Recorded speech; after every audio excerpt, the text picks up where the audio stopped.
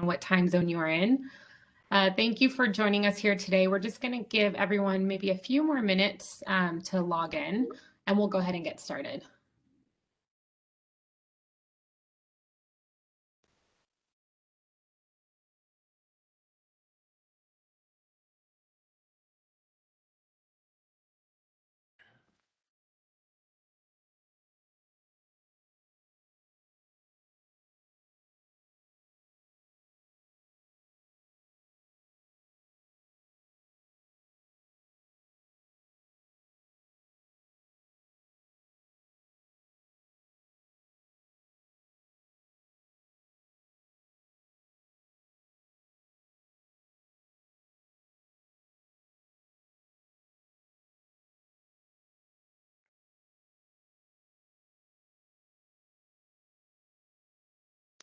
So hello, and thank you again for joining us for our third series of WGU Academy's Adaptive Mindset. I'm Anna Freshu, the Director of Strategic Alliances at WGU Academy. For those of us who were unable to attend our second webinar of this series, the title was Understanding Performance States, Stress, Threat, and Rest. These recordings for the entire series are all on the original website, and we'll be sure to include the link in the chat. And again, that original website has the session 1 recording, session 2. It will have this session as well as our 4th session. I'm really looking forward to today's discussion because we'll be talking about how we put these theories that we talked about in session 1 and 2 into practice. So today's session is a war against distraction, mastering your myopia and the myth of willpower. Dr. Omid Fatui will do a deeper dive on the topics we previously discussed with an emphasis on goal setting. If it's your first time, I'd like to just take a minute to highlight that Dr. Omid Fatui serves as a research associate at the Learning Research Development Center based at the University of Pittsburgh, and also as a Director of Learning and Innovation at WGU Labs. Omid helped co-found the College Transition Collaborative at Stanford University, which is one of the largest multi-institution collaborations to deliver proven psychological interventions to over 40,000 students, as well as the Stanford Interventions Lab, a collaborative research group committed to sharing and scaling proven insights from psychology to promote better performance and well-being. Dr. Fatui has been a really close friend of ours here at WGU Academy. Thanks to him, he's actually seeing that the work we do is proving itself as WGU Academy continues to help students not only begin post-secondary education, but then succeed and complete in a timely manner. Dr. Fatui spends most of his time translating actionable research insights into practice through intervention design and evaluation, presentations, and trainings tailored to specific groups. We encourage you to ask questions via the chat. My colleague Jeannie and I will be monitoring the comments, and we'd like to make this as interactive as possible. So thank you again for joining us. Omid, please take it away.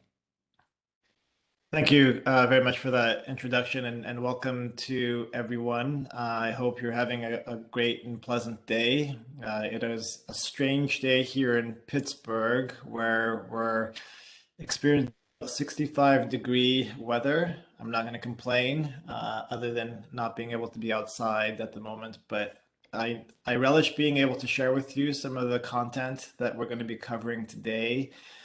Because this really is an area of deep interest to me and how I spend my free time, essentially in thinking about these domains of psychological constructs and insights that can be applied in our own lives. As Anna mentioned, the Academy at WGU is also thinking about systematically introducing some of these concepts in a way that's practical and applicable to individuals' lives as they think about their academic aspirations. I do want to jump in. Before I do, I want to encourage you to leverage the chat and just share thoughts, questions, comments as we go through.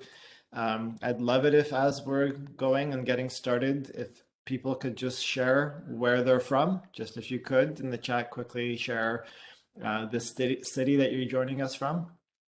hopefully there's some diversity and not just everyone based in Salt Lake, but I'd love to know where you're from. And then maybe even a word or two about the role that you typically play in your profession, whether that be an administrator, faculty, student, policy, anything related to that, that would be helpful as well. We are building out this series in a very experimental fashion. This is probably one of the few series that is offered to you all. As such, we try to do some customization in between sessions to really cater to what we think is most relevant to you. So if you're a returning participant, then welcome back. If this is your first time, hopefully we'll do an adequate job of giving the context that's necessary that won't make you feel like you're just catching up here. And I appreciate that everyone is really engaged in the chat. Hopefully you've had a chance to share where you're from and also what role you typically occupy in your profession. Given that you're already in the chat, I would love also if you could share with me, do you think you are the kind of person who has clear and effective goals? And you can answer that with a yes, a no, or if you want to jot down a few words about what those goals are, if you wanted to share that as well.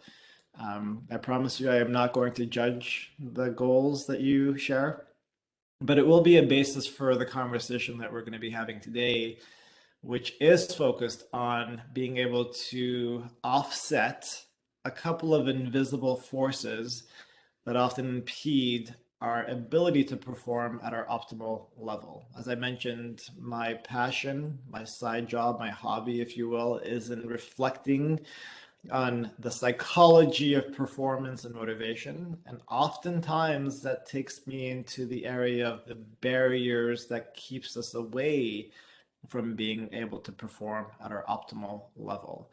And also strategies that can support that level of performance that we hope to have. As many of you have probably heard at one point or another, goals tend to be a really effective vehicle. And we're going to be covering a little bit about goals, but hopefully in a way that you haven't seen before by really doing a deeper dive and giving it the context that it deserves so that you understand how it's relevant to your own life. So with that, let's jump in. And how I want to jump in is really with a sort of a deep reflection of this conversation. Of course, just in terms of some context for how we're going to be spending our time, I hope to share with you in an interactive way some of the information that I've come across over the decade or so and reflecting on the literature, during which I've uncovered maybe a handful, half dozen key insights that really do have the potential to elevate individuals' levels of performance and motivation.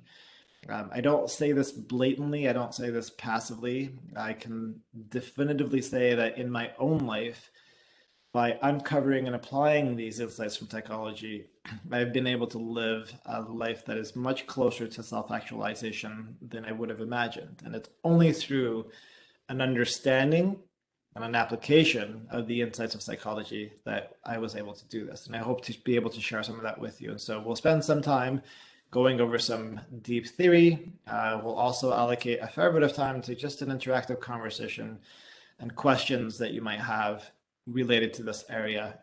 As I've mentioned throughout this conversation, please feel free to enter your questions, your comments in the chat. We have someone on our team who's going to be monitoring that and making sure that we address as many of them as we can. But with that, I want to just start off. And I'd like to start off very broad. And what started me off on this journey was an observation. It was an observation that when it comes to human potential, there really is no bounds when it is applied and channeled properly. I'm certainly not the first one to articulate that when it comes to human potential and human motivation and performance, that incredibly, almost seemingly unrealistic things are achievable when people set their minds to it and apply the effective strategies. If any of you follow sport and running in particular, you'll probably know who Eliot Kipchoge is, who in the past couple of years has really broken our expectations of what's feasible and possible for the human body to endure. He is a marathon runner. who in the past few years has not only set world records for the marathon, but shattered the 2 hour marathon. That means to run 26.2 miles in under 2 hours. If you've ever dabbled in running, you realize how incredibly fast that is. And to give you some perspective, if I were motivated to, I could only run about 100 meters at the same pace that Eliot Kipchoge could maintain for an entire marathon. And so, as the world was in awe of this physical performance, people started asking, "How is it that you're able to achieve such physical mastery? Is it your nutrition? Is it your training? What is it?" And upon reflection, in many instances, Elliot comes back to, instead of pointing to his body or training or nutrition, points to his mind and says that your belief about your potential is critically important in terms of how far you're able to come and achieve. And so when it comes to physical importance, ironically, this incredible hero in endurance sports points to his mind. And again, he's not one of the first ones. Some of the core psychologists, foundational psychologists, have also reflected on how the human individual usually lives far within his limits. He possesses powers of various sorts, which he habitually fails to use. Compare it with what we ought to be, we are only half awake. Again, reflecting this understanding that our potential is sometimes limitless, and yet we often fall short of that, except for the select individuals who know how to tap their psychology. And so the question becomes, why is it that many of us, myself included, fall short of our ideal or optimal levels of performance in domains that are relevant? And as I gave you a prelude and a preview to, my answer is that many times the core strategy or the secret to uncovering how we can better achieve at our full potential has to do with an understanding of our own psychology, an awareness that begins and sets the foundation from which we can set pillars and strategies that can help us move towards our optimal performance. But it can't begin with an understanding and an awareness of our own psychology. And where I'm going to spend a lot of time today, even though our topic is focused on goal setting, is really trying to unveil the invisible forces that hold us back. Because until we do that, we're not really able to move forward. And so that will be the foundation of where we start. I do want to set the context that, as we think about some of the work that many of us, including the Academy, are doing, is in recognizing that there are a core set of mindsets and psychological insights that can be applied to individuals' lives that can help augment their performance, that can really help to push them forward in terms of achieving their goals and attaining mastery. For today, however, we are limited in time, and so you'll have to excuse the small portions. We'll only be able to cover just a quick couple of them that are focused on this topic of goal setting and attaining long-term outcomes that are relevant to your aspirations. And so we'll be talking about how it is that you can master your myopia, managing the hot system, and then also thinking about strategies that help you respond and not just react, so effective goal setting. But keeping in mind that there really is a broader context of mindset strategies that can be uncovered and applied, and that's exactly what the Academy does with its program with student readiness, so that they can help students not only learn what to learn, but how to learn and how to stay engaged and how to leverage their own psychology. Which I think is really part of an unwritten curriculum that many administrators and educators aren't speaking of. Luckily, some of these insights are also relevant to us as educators, us as individuals. And how we'll be spending some time today is not to think about your roles as educators or administrators, but also just to think about how this content is relevant to you in your own lives, with the hope of being able to, again, improve your outcomes. When I begin these conversations, and sometimes I share data about the incredible and significant impact that these kinds of mindset can have in the long term. I'm often met with a bit of skepticism and questions around, well, in order for me to achieve this drastic change in my life outcomes, if I want to dramatically change where I am, does that mean that I have to dramatically change how I live? Essentially, the question is, how much of a lift are you asking me to invest in order to achieve these outcomes? Because if the lift is heavier than the benefit, I may not want to do this. In fact, a fear that comes is that there's a sense of uncertainty about how much you can change at any given time, given that most of us are really just trying to stay afloat most of the time. And so my answer to this is that no, in fact, it's not the case that in order to achieve significant and meaningful long-term impact on your life, that you also have to dramatically change how you do everything today. In fact, if you look at this caricature, and we've all seen some version of this anecdote, that in order to outrun the bear, you don't have to be able to run faster than the bear. You just have to be able to run a little bit faster than the person next to you.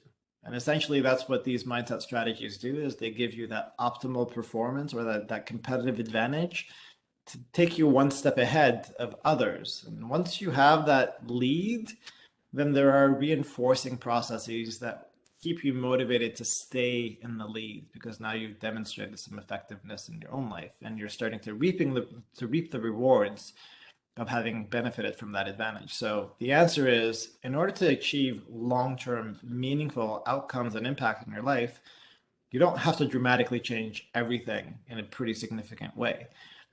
But you do have to change some things. And so the things that you have to change are important to be mindful of.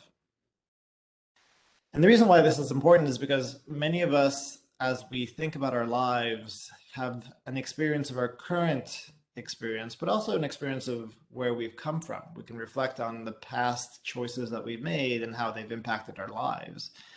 An interesting thing that happened to me not too long ago, as I finally finished my formal training and education, which admittedly was a very, very long time. I went into a moment of reflection and appreciation for all of the people who really supported me throughout my educational experience. And more than anybody was my mom, who, as a single mother and an immigrant to a new country with very little means, and unfortunately my father left us when I was young, leaving my mom to fend for herself and raise three children by herself. And at no point at any time ever gave us a shortcut in terms of her support and her investment in our growth and our education. Sacrificed everything to get us to where we are. And certainly I'm the beneficiary of all of that sacrifice.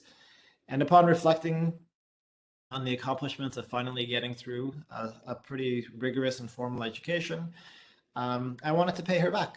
So I said, Mom, you've given me so much in my life, and I could not be here without you. So today, as I finally have some form of income and I got a credit card for the first time in the mail, the first person I wanted to use that credit card on was my mom. And so I said, Mom, I'm going to take you out and I want you to just buy some things that you like, that you enjoy. And I want you to indulge yourself. Don't hold back. We went to the store.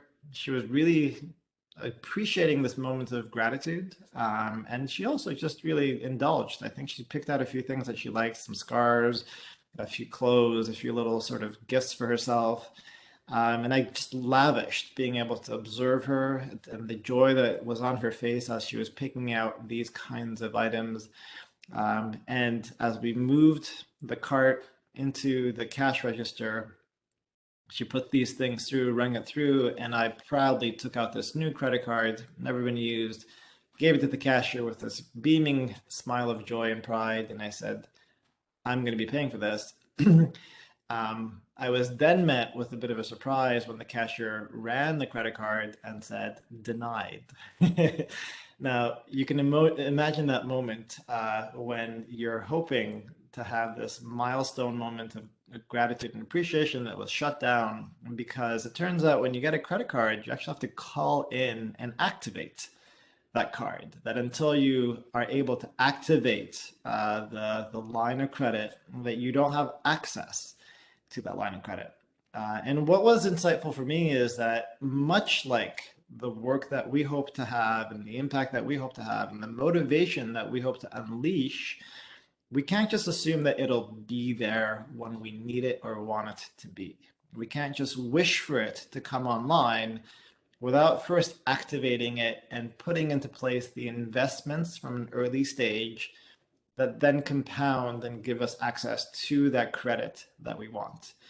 And so, yes, while the promise of significant impact in your life is valid, it doesn't mean that you have to do drastically different things in all domains, but it does mean that you need to start putting into place some practices at an early stage that will yield long-term effects.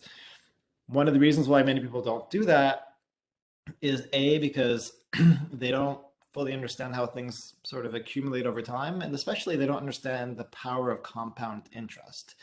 This is both true for investing as it is for our own investments in our own skill sets. Recognizing that a small investment in the acquisition of a new skill now will then build to accumulate on an additional skill that then compounds on an additional skill. And these things actually compound by building on each other. So knowing how to offset temptation, knowing how to set effective goals, not knowing how to stay engaged with your academics or your profession will then yield benefits and rewards that then feed themselves. And so over time, 10 years from now, you'll find yourself benefiting from more than just the aggregate of the investments that you've had, because you'll have a skill set that really prepares you to deal with any kinds of circumstances. It's like the old saying of what is the best time to invest? The answer is 20 years ago. But the second best time to do investment is right now. And certainly, hopefully, you all are at a stage where you can start to invest in some of these strategies that we're going to be talking about just in a moment here. And this is, again, in line with sort of the academy approach that once we're able to understand and become aware of the resources and the insights and the mindsets, then we have the choice to implement them. And this is really the moment for you all. My hope is to give you access and exposure to some of these insights, but the choice to apply them is on you. And hopefully what we're able to share, you have some validation and confidence that it can have an impact and that you're able to apply them in a significant way. So with that, let's jump in and talk about some of these strategies. And again, before we do that, I have to set the context. I have to set some understanding and awareness of what we're dealing with. When it comes to goal setting, we all have goals, as it was demonstrated when I asked people to share if they had goals. Many people said yes. And yet when we reflect critically on have we achieved those goals, have we failed in those goals, we're coming around the new year just in a few weeks, and I imagine that many of us will be setting new goals and reflecting on the past goals that we've set. As we know from the literature, many people who set goals in the new year will often fail within the first 3 weeks of setting those goals. And the reason I hope to be able to uncover why that is has to do with some of the psychology that goes into our day-to-day experience. So before we talk about goals and goal setting, let's talk about the barriers that impedes our likelihood of being able to achieve our goals. And from a very fundamental perspective, one of those has to do with our perception of reality. Now, interestingly enough, as maybe you and I are going to talk about reality, we might sort of collectively agree that reality is a subjective thing that we all interact with on an equal basis, that this is a pen, a notepad, or that this is a table, and that we can all agree that this is our objective reality. But from a psychological perspective, there actually is a lot of work showing that reality is subjective, it's biased, and fallible. I'm not trying to do this to shake your worldview, but I am doing this to begin the process of awareness, to understand what it is we're combating that impedes our potential to perform at levels that we hope to do. Without raging and waging war on these invisible forces, we're not going to be able to achieve the outcomes that we hope to have. And so we have to really take away the veil that has protected these forces for us to then be able to target them by understanding what they are first. And one of those is understanding that our perception of reality is subjective. What I hope to do is maybe do a demonstration. In the chat, as you see this image, please go ahead and type in a word or two in terms of what you see. Do you see a bird or do you see a rabbit?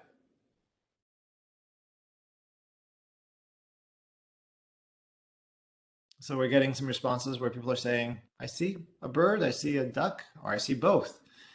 And the intent of this exercise is not to tell me which of these that you see, but merely to demonstrate that this objective image has a subjectivity to it. Because it's ambiguous, we now have to rely on our meaning-making machine, our brain, to fill in the gaps and put in some context to help us see what we see. Interestingly, some people are saying that they see both. Some people are saying that they see the rabbit, and some people are saying that they see the duck. Now, what's really fascinating is if I were to ask you the same question at different times of the year, your answer might have actually been more dichotomous or more discrete. If I were to ask you this question around Easter Sunday, and which they have in past studies, most people actually say that they see the rabbit. If they ask you the same question around October or Thanksgiving, a lot of people see the duck or the bird. And this is to illustrate something, both in terms of the fact that reality is the subjective thing, that as we navigate our ambiguous lives and worlds, that there is gaps that our mind is in charge of filling. And where our mind fills in the gaps is really where we want to play. It's where we want to focus on. Because until we understand how that meaning-making machine comes in and fills in the gaps, we won't know the forces that are pulling us in this way, this direction or that direction.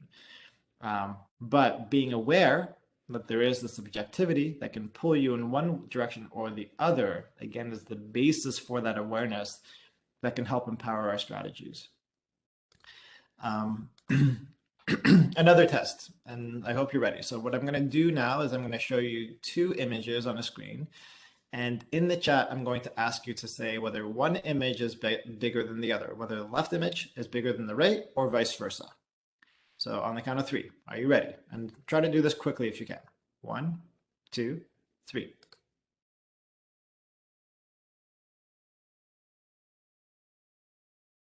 Okay, so we're getting the responses coming in quite quickly. I appreciate it. My hope is actually, because my hope was with this illustration, and unfortunately the animation's not available, but they are indeed identical. And my intent here was not to try to trick you, although I do appreciate a good prank from time to time, but merely again to demonstrate something fundamentally critical, that our world is subjective, that even sometimes at the mention or suggestion that something could be a certain way, that we might even question our own senses, even for a moment, to wonder, is this the case or not? And in the face of more ambiguous situations, like trying to understand the meaning and intent of our peers and the folks that we live with and love, or the meaning of the events in our lives, if an injustice happens to us, or we get a negative outcome where we're struggling, how is it that we're filling in that gap? How is it that we're making meaning in those instances where there's a lot more ambiguity? And if something that's seemingly objective is getting you to look at these images requires that meaning-making machine to come online, then how do we navigate these more complex, more ambiguous kinds of dynamics in our lives? And what I'll share with you is that there really are significant forces that impact our day-to-day experiences. One of the concepts and constructs that I love to think about more than anything is the concept of time. Now, again, you might say, this guy is talking about just the obvious things in our lives, but that's really where we need to spend some time, because as we think of time, you and I might agree that time is this social construct that determines how much the passage of time, the passing of the days, the passing of the seasons, the passing of the years, and that we all have agreed on a certain increment by which we can talk about time. But when you think about time, it's actually interesting that it is an entirely a mental construct, that it lives entirely in your mind. In fact, if you really get deep with that philosophy, we only have the present moment that we live in. Our recollection of the time, or even our fabrication of the future, is a mental construct. But at any given time, at any given moment, our brain can only process what is immediately happening. And certainly we have memory, and we have sort of an imagination that helps to extend the perception of time. But again, we only exist in the present moment. But how we construct that extension of time, both in the past and the future, is of critical importance, especially as we think about how we hope to move forward in time. How is it that we hope to grow and set goals? If we're operating on a mental construct that does not exist in the world, then how is it that we navigate the forces that influence our perception of time, is one of the things that we want to spend some time thinking about. And I'll propose to you that, unfortunately, as we think about time, there's a lot of forces that actually act against a more adaptive experience and understanding of time. And what I mean by that is that as humans, and you probably all know this on some level, we have evolved to survive. We have evolved to be able to designate and focus on the immediate rewards and the immediate pleasures, or the immediate pains and risks and hazards that are in our lives. That we need to know what is friend and what is foe, what is safe and what is danger. That is what allowed our species to survive. And so because of that, there is this incredible primal pull towards the immediate moment. In essence, we are myopic in our view of time. That anytime anything happens that is urgent, that our brains become overtaken by our response to that immediate event. Now, as we're thinking about this, now we're starting to see how our concept of time has an impact on goals. Because what are goals? Goals are long-term desired outcomes outside of our immediate moment. With the hope of setting and committing to long-term goals that are an extension of our desires, we have to recognize that there is a pull and a contradiction of what is capturing our attention in the moment, which is the immediate moment and the immediate pleasures and pains. A demonstration of this is shown in a series of classical studies, where what they do is they invite participants into the lab and they say, we're going to ask you a question. And the question is, we can offer you a box of chocolates right now. Or if you can wait for a week, we'll come back and we'll give you a box of chocolates that's twice as large. Now, what do you do? For many of us who are sort of sitting back, detached from this experience, we say, well, obviously the rational choice is to wait for the larger box of chocolates. That is the rational decision to make. And an additional week is not going to change anything. That's what you should be doing. And yet when we actually present this to people and give them that choice that is real, the way that people respond is counterintuitive or irrational. In fact, what most people will choose is they will choose the smaller box of chocolates now in exchange for the larger box of chocolates that they could have gotten had they waited a week. Now, this is baffling to behavioral economists who are trying to understand how we as rational creatures would make such an irrational decision in such a consistent way. And when they started surveying individuals after they made this irrational choice, they found that they had as many reasons for this irrational choice as there were participants that they asked. And what that unveils is that our brains basically is just geared towards attending to the immediate reward and immediate pains. And even in the face of irrational decisions, our minds then create reasons for why we made this irrational decision.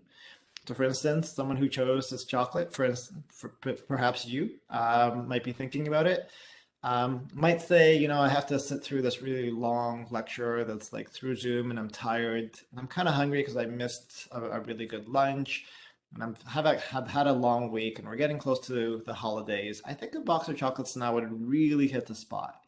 And I don't think I'll want this bigger box of chocolates next week. Besides, I don't want to indulge too much next week. I'm trying to be sort of mindful of my health. All of these things come online that essentially rationalize the very basic finding that our minds will orient itself towards immediate pleasure. And this is really just a basic demonstration of that.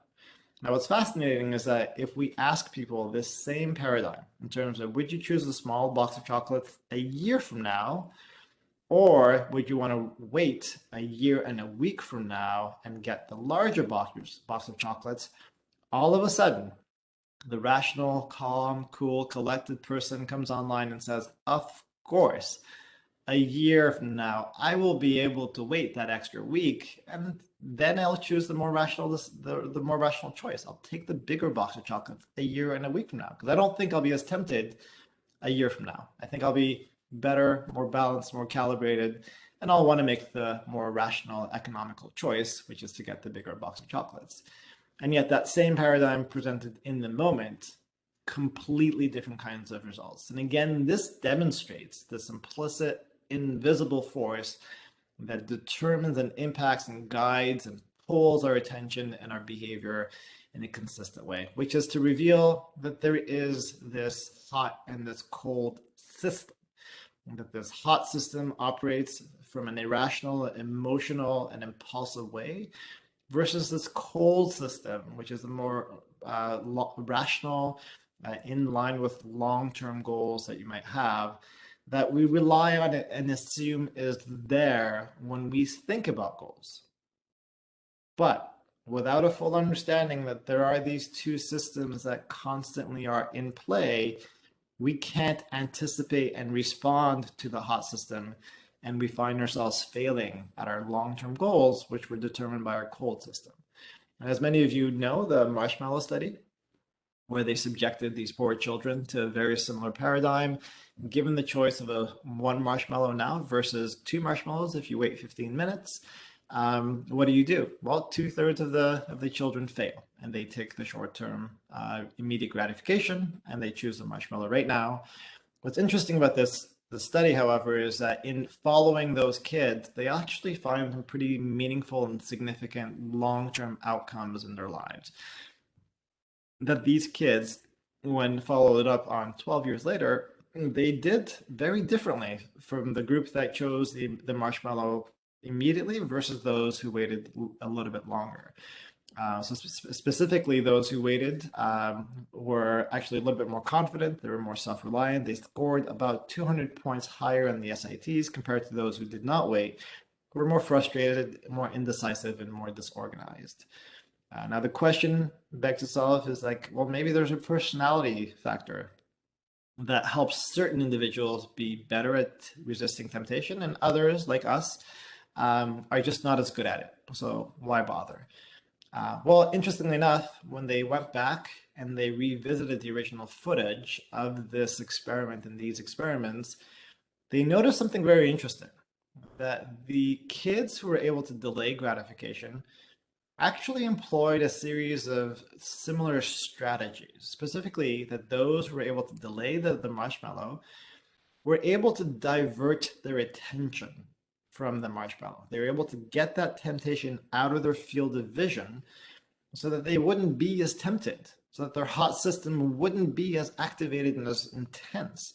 So they either pushed the marshmallow away, they looked in a different direction, they played with their clothes, they looked at the bookshelf, and that was what determined whether they were able to delay gratification or not. Because if the marshmallow was clearly in your line of vision, some kids picked it up, they smelt it, they licked it, those ones were guaranteed to fail. But those who were able to divert their attention and avoid the hot system from coming online were the ones that were more effective at being able to delay gratification. So where we're going with this is as we're thinking about goal setting and having a clear understanding of this hot and this cold system really is the foundations for being able to set more effective goals. But the first step is an understanding the way that the immediate context and the influence of your surroundings pulls you into irrational or maladaptive choices.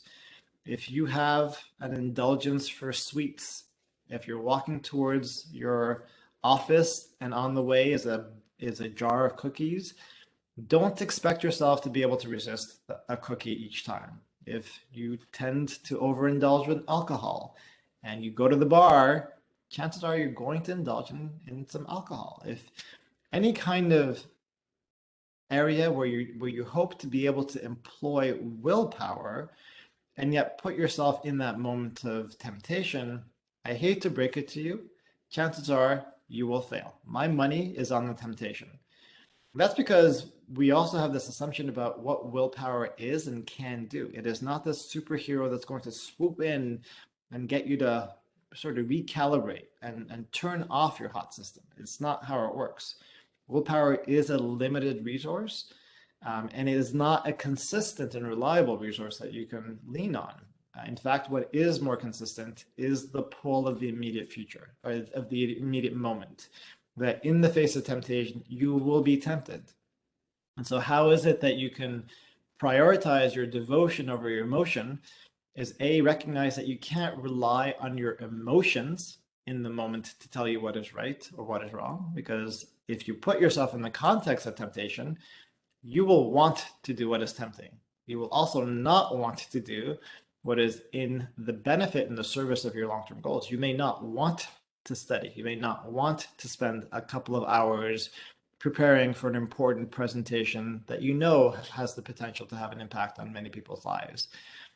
But being able to recognize that your feelings are not a true indication of what you truly will benefit from is one of those moments that is helpful. The other and more important thing is just controlling your context. Do not expect willpower to come to your rescue. It will not do that. Instead, put that jar of cookie out of sight, out of reach. Do not go by your regular neighborhood bar on the way home. Take your phone and put it out of your line of vision as you sit down to do deep work. Turn off your email. These are the kinds of things that you can do to control your context. Because if you don't do this, again, what you'll find is that the hot system, surprisingly, will come over and override any intentions that you have. When I work with students, one of the most widely recommendations that I offer, and one of the ones that's least likely to be utilized, is where I recommend students sit in the classroom. So as you think about these sort of large lecture room classes, most students will sort of huddle towards the back and hope that they will be able to stay focused on the small little person at the front of the class who is their teacher, and stay focused and motivated to pay attention to that one person. And yet, when you actually think of the architecture of that design, you see the flaw, because when you're sitting way in the back, your line of vision can see everything in front of you. You can see all of the people in front of you and all the tablets and all the conversations and all the movements.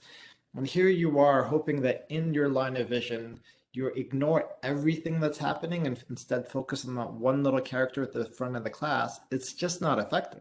Or instead, if you put yourself in the front of the class, where your line of vision can see only one thing, which is the faculty, then all of a sudden you understand how your hot system simply will not become online, and instead you can allow yourself to engage in this adaptive behavior.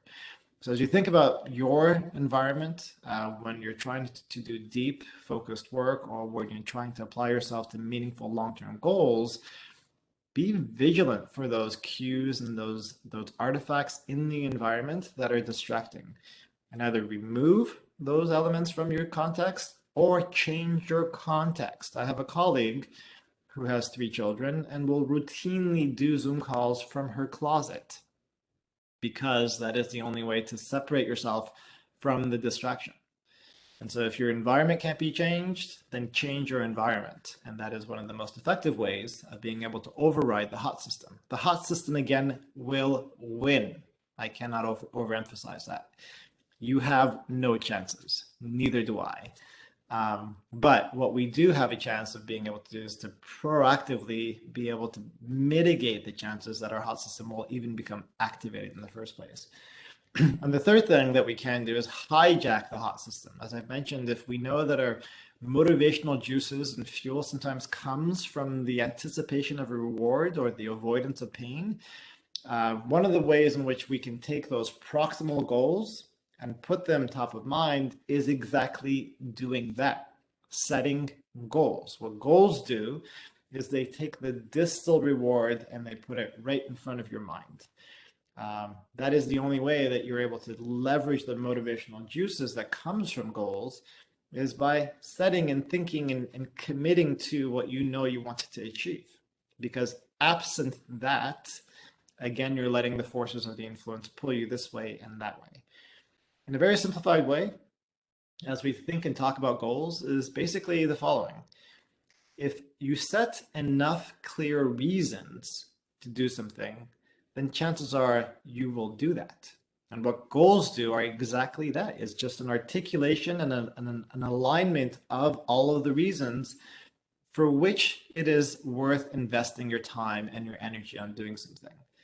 And that's what goals do. Not only do they help sort of clarify what you want, but they keep it close and proximal in mind.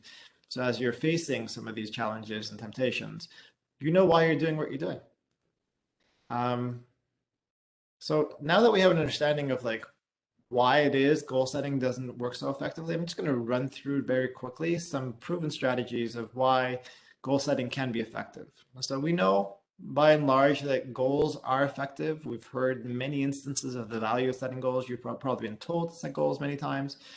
And as we know and define goals, a goal is the aim of an action or task that a person consciously desires to achieve or obtain. So the sort of foundational goal theory researchers, Locke and Latham, established this goal setting theory. And I think there's more than several decades of research showing that goal setting is effective. I'm not going to bore you with that. And there's multiple mechanisms or channels by which goal setting is effective. It directs your attention, it energizes you, helps you with task performance, it helps with setting effective strategies, decrease stress, increase working memory. All of these factors that we know are employed when you set effective goals. But the question is, are we setting effective goals? Now, the acronym that many of us know is setting SMART goals, essentially goals that are specific, challenging, and time constrained, which we know is part of the original formulation of goal setting. But one of the elements that rarely is ever mentioned or talked about is a fourth element that these original researchers mentioned, which is that goals also need to be self-generated. That goals need to be relevant and of meaning to you. So we're talking about goal setting today, and here I am sort of expounding the values of goals. And chances are you've been told to set goals in different contexts. But unless you're able to leverage that last component to deeply reflect on what matters to you, you're not going to be able to take advantage of all of the benefits that comes from goal setting. Now, here's one instruction or one strategy that I'll get you to very quickly, and I can go into this for a long time. But in order to really give you one very quick shortcut way of aligning your goals with what you care about, essentially what is self-generated, is to imagine the following scenario. So whether you have kids or not, imagine that you do have kids and that you're at the end of your life. And as you know, you're reflecting on your life and your accomplishments, and imagine your child sitting in a chair in front of you. Think of what you would tell this person in terms of what you hope to be a representation of what you have achieved in your life. What was the purpose of your life? What impact did you have?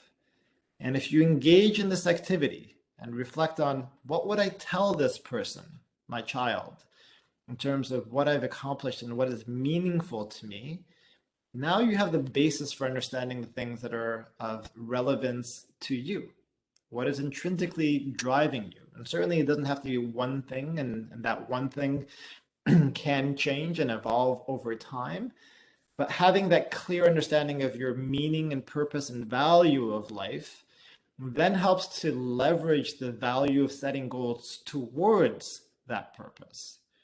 And so I would encourage you to connect both the sense of purpose and the strategies, the specific tactical strategies of setting specific challenging time constrained goals together, because that is how you're able to set more effective goals. And I propose that, and I've certainly not seen this combination very often. But hopefully this is something that is useful. Another paradigm, which some of you may or may not have seen, is this sort of whoop or whoopa goals, which helps to bring in a lot of this content together as well as you're thinking about the structures of setting goals.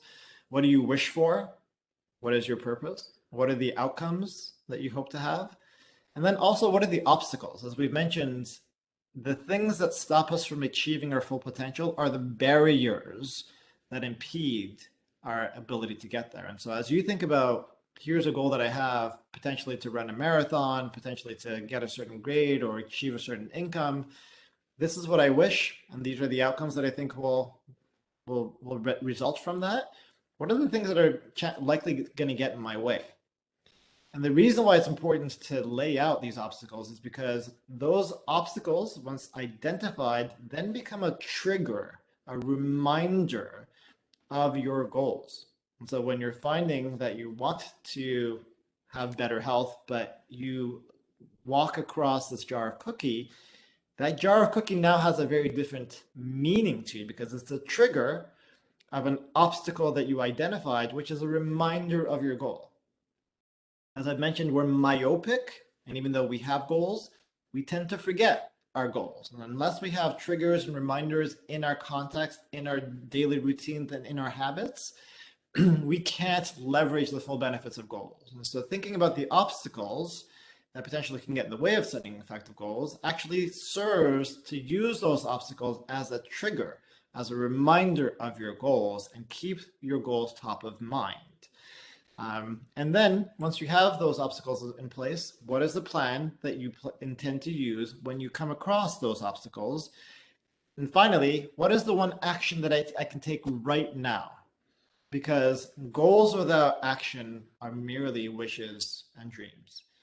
And so my challenge to you, hopefully I've given you some basis for how to set goals and why it's important to set goals. But none of this will begin until you take that first step. And maybe for you, that first step is to jot down this paradigm of WOPA goals, or to jot down what you would say to your child as you imagine at the end of your life, or even to send me an email or on an email asking for follow-up materials or questions or anything of that. But take one action now that will help to initiate and spark your motivation to set goals. And with that, I do want to be mindful of time and open it up to some questions. Again, really welcome you to reach out to Anna or myself with any questions you have. Anna, I'll pass it back to you, maybe just to remind folks of our next session. But thank you, and please, let's take the next few minutes to ask any questions. I know there were some questions potentially in the chat, which hopefully Jeannie can surface, but I'll pass it back to Anna. Thanks, Omid. Yeah, we do have a couple of questions that Jeannie has brought to our attention. When you were first talking about the marshmallow, the first question that was asked is, wouldn't it also depend on the socioeconomic conditions that the person grew up in? Yes. Someone who was unsure whether they were going to eat tomorrow would only think that limited time frame. What a lovely insight. Thank you so much for the question. In fact, researchers have actually looked at that and uncovered the exact same thing, that your trust in the system is based on your past experiences, and socioeconomic background is a very strong proxy and indication of your trust in the system. If you don't trust that delaying gratification will give you the benefits, then absolutely that will have an impact. And actually, in many ways, here I am asking you to trust into a system that will yield long-term benefits without you first having clear firsthand evidence that that is the case. Um, in many ways, I'm asking you to sort of extend the trust into a system that hasn't demonstrated impact. But what I hope to do is, as you begin to employ some of these strategies, especially as you start to take action, then you start to build that trust. And definitely, I think we can only hope to invest in mechanisms that will yield long-term rewards if we have faith in the belief that they will give us the rewards that we're investing into. And ultimately, this is another domain that we talk about in some of our training is how is it that you can have faith in the process without the products, without the validation and the reinforcement. Ultimately, that's what goal setting is to commit yourself to a distal reward that you may not have rewards for immediately. So that practice of having faith is also one of those skill sets that we talk about and cover. But that was a really great question, so thoughtful, and it opens up a whole package of considerations as we think about this domain as well. Thanks. And I agree. I thought that was a great question too. Here's another one. What role does empathy with past and future selves play in this conversation? Humans are typically pretty bad at that, right? And are Absolutely. there ways to hack that? Yes, absolutely. Wow, this is a great group. So here's a little scenario. Um, I would imagine I'm not the only one who resonates with this. If I were to take my internal self-talk and take that same model or system of speaking and apply that to the people that I'm in a relationship with, I can tell you from a personal perspective, that relationship would not last. We are so much more critical with ourselves than we are with others. And yet we assume that this is okay, that this is just the way that things are, and this is something that we must accept. But if you begin again with that foundation of awareness by through a monitoring and mindfulness practice, which again, the Academy does an incredible job of laying the foundations for, um, putting into place the awareness that is the foundation that leads then to the acceptance of your own experiences and thoughts and feelings is really a necessary component to be able to set effective goals. Because if you don't have that, any goal that you set becomes an indication of your worth. And to be honest, we all in our society, unfortunately, are operating under a broken model where we are told that our value is only equated to our performance, that you're only as good as what you produce. That is not the case. You are wonderful and perfect in every way. Your mistakes are lovely and glorious ways of learning. Your failed goals are not an indication of you as a failure, but are an indication that you are committed to this journey of growth. And as you reflect on your own self talk, being mindful and aware of how you talk to yourself as you think about setting goals and being attuned that sometimes you might take past goals that are not fulfilled as an indication that you are or are not a success as not the right approach. In fact, one of the things that we know quite well from the literature is that many people who are reluctant to set new goals are those who have this connection with past goals that they have not fulfilled and a reluctance to let go of those goals. In the last 33 seconds, I also encourage you to divorce goals that are no longer serving you. That means being able to say, while that goal might have been effective at some point, it is no longer something I want to have a relationship with. And this is all in line with the question of like, how is it that you're able to navigate goal setting in a way that is kind to yourself and allows you to take full advantage of goals? And that begins with an awareness of how you respond to your goals, whether succeeding or failed, and an acceptance of being able to navigate through that journey. I do want to thank everybody. We are at time. Unfortunately, I think we could have continued to have answered some more questions and continued this conversation further. But Omid, thank you so much for your time and for your insights. And I invite everyone here on this call. There is two links in the chat. The first link is to provide us feedback. Again, your feedback is taken seriously, and it really helps us, as Omid said earlier, we start to just change a little bit the webinar based on our previous session. So we would love your feedback for this next and final session on January 20th at 12 p.m. Mountain Time. Please do join us. You also have the link to watch the previous recordings, as well as share if you would like anyone else to be watching these recordings and or join our next webinar. So in January, we'll be talking about principles in practice, creating your own personal philosophy. So again, the first two sessions were more theory-based, and these last two sessions are going to be more based on practice. So thank you, everyone. We wish you a happy, safe, happy, healthy holiday season, and we look forward to seeing you again next month. Thanks, Amin. Bye, everyone. Be well.